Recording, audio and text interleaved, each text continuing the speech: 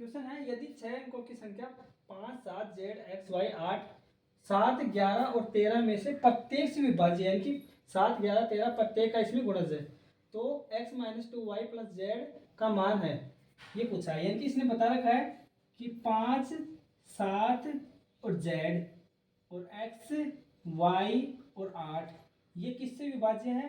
7 से भी विभाज्य है, 11 से भी विभाज्य है और 13 से विभाज्य है। मतलब इस संख्या में 7 का भी गुणज है, 11 का गुणज है, 13 का गुणज है। तो ऐसी संख्या जो 7 से विभाज्य हो, 11 से विभाज्य हो, 13 से विभाज्य हो, तीनों गुणज क्या है? 1001 होता है, 1001 ये होता है इन तीनों का गुणज। 13 को 7 से फिर 11 से गुणा करेंगे तो 1001 आएगा। मतलब 7, 11 और 13 से विभाज्य संख्या हमेशा 1001 से विभाज्य होती है क्योंकि ये तीनों का गुणज 1001 है। ठीक, और 1001 को अगर मान ले कोई संख्या है जैसे x y z है, x y और z, अगर इसको अपन 1001 से गुणा करेंगे तो कैसी संख्या आएगी? 1 से गुणा किया तीनों अंकों को तो क्या आएंगे? x y और z तीनों आ जाएंगे। ठीक, ये क्रॉस क्वेश्चन। अब 0 से करेंगे तो तीनों संख्याएं 0 और फिर से 0 से गुणा करेंगे तो तीनों संख्याएं 0 और फिर अब तीसरा है 1 से गुणा होगी, 1 से गुणा होगी तो वही x y z आ जाएगी संख्या x y z। मतलब क्या आई है? z y और x y और z, मतलब संख्याओं की पुनरावृत्ति हो रही है x y z।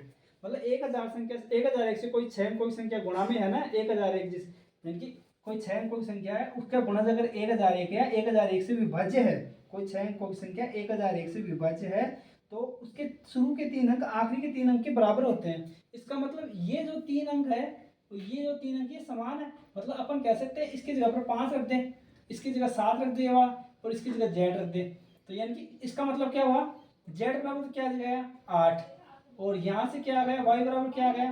y बराबर आ गया 7 और यहाँ से x बराबर क्या आ गया? x बराबर 5 आ गया। अब अपने को पूछा क्या है? x - 2y + z का मान पूछा है तो x का मान कितना आ जाएगा? 5 - 2y, y का मतलब 7 दूनी 14 और प्लस z का मान कितना है? 8। हल करते हैं, हल करेंगे तो जोड़ ले, 8 5 13, 13 में से 14 गया तो -1 यानी कि -1 अपना आंसर होगा। यानी कि ऑप्शन नंबर 1 ए ऑप्शन आ जाएगा। ठीक, ये था। यानी कि कोई किसी 6 अंकों की संख्या का 1001 अगर उससे विभाजित है, 1001 से 6 अंकों की संख्या विभाजित है तो उसके शुरू के 3 अंक आखिरी के 3 अंक के बराबर होते हैं। ये था इसमें लॉजिक।